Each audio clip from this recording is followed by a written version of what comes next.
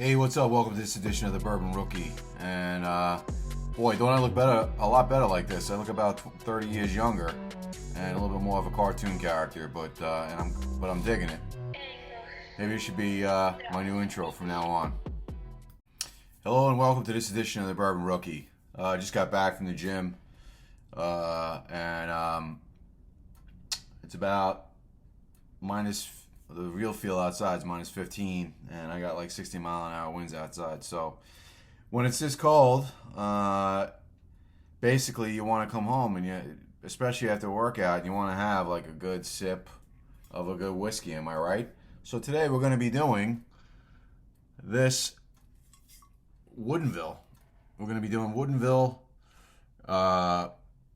bourbon whiskey finished in port casks, 90 proof. 750 milliliter. I got this. I saw this in an article for something that I'm going to be doing down the road. So stay tuned for that. Most of the information that you need is on the bottle. It's very cool, very stated, classic style bottle. Who knows what you could do with this? Maybe keep it for a countertop and throw something in there. I don't know. But it's very cool. And this is made in Washington State. And I'm going to give you a little bit of the description on this. So it's made in Quincy, Washington. The grains are mashed, distilled, and barreled in Woodinville in the distillery. And then it's trucked over the Cascade Mountains to private barrel houses where the temperature cycles promote the extraction of natural flavors from the oak. Prior to being coopered, the barrel wood is seasoned in open air, rain, wind, sun, and snow for 18 months. Softening the wood's harsh tannins, period. I think my eyesight's going, guys. The barrels are then slowly toasted and heavily charred to further enrich the wood's desirable flavors. After the whiskey is fully mature, we transfer it into freshly emptied port barrels, where subtle notes of berry and chocolate emerge, complementing the traditional bourbon flavor characteristics. So there you go. Sounds pretty tasty. Berry and chocolate flavors emerge. So let's crack this bad boy open and we'll get into it. Holy crap. So I'm back. I just got this bad boy opened. And I gotta tell you, when you uncork this thing, you really smell the port. This really has a wine influence on the nose right out of the bat. It's very sweet. Wow, I haven't even gotten into the glass. Very dark color. It's almost red. Again, I'm sure this is going to be... Yeah, this is going to be sweet. This is all... Yeah, this is all like port wine. Grape.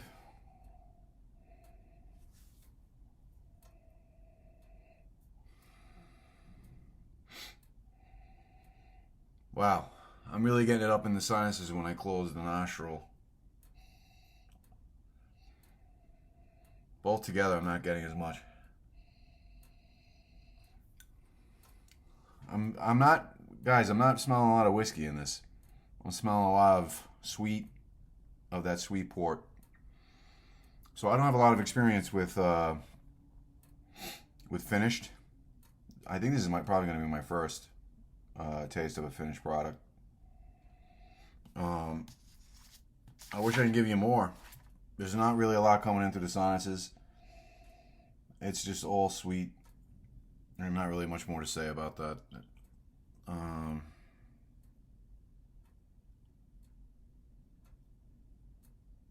Yes, this is a Woodford Glencairn, by the way. Um, I mean, it doesn't really seem to be like a thick oil, guys. Maybe I'm wrong. It's not really running down the glass.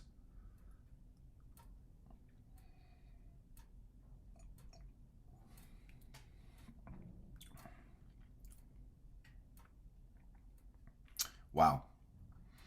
I will say, for me, being a rookie at this, and maybe some of you more experienced bourbon drinkers, I will say, maybe you guys can, in the comments, if you've had this, add to the conversation. Let us know what you think. The nose does not match the sip whatsoever. There's no doubt about it. It's sweet, but you get the whiskey. Wow, the wind is really ripping out there. My God, I think my roof's gonna blow off.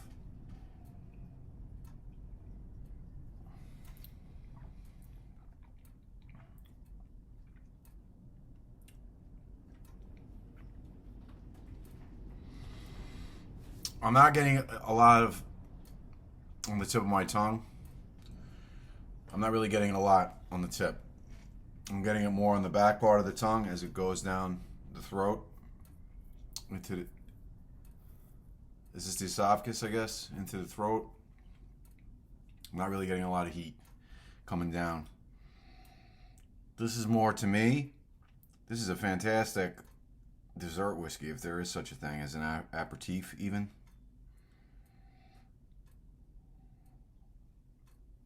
I mean, the nose it's pleasant, but you're not. I got a little bit just now. There's the oak. Got a little bit of oak popping in on that. Maybe I just need to open up because I literally just opened the bottle.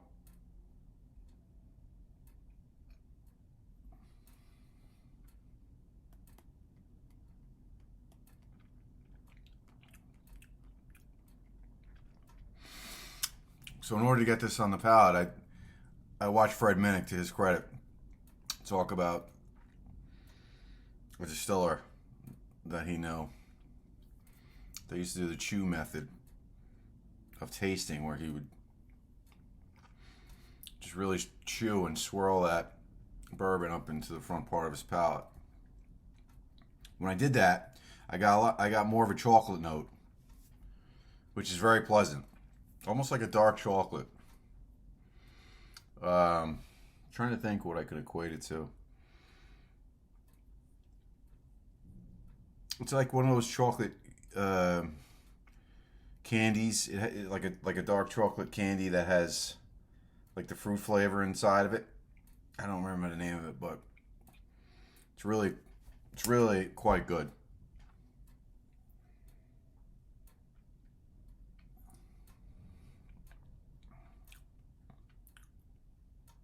Wow.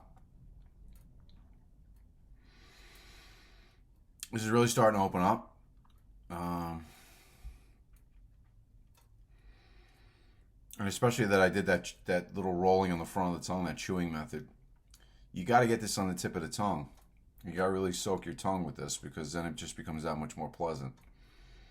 So I won't say it's viscous in the sense that it really coats the mouth, because you really have to work at that. But once you do, this is really quite nice.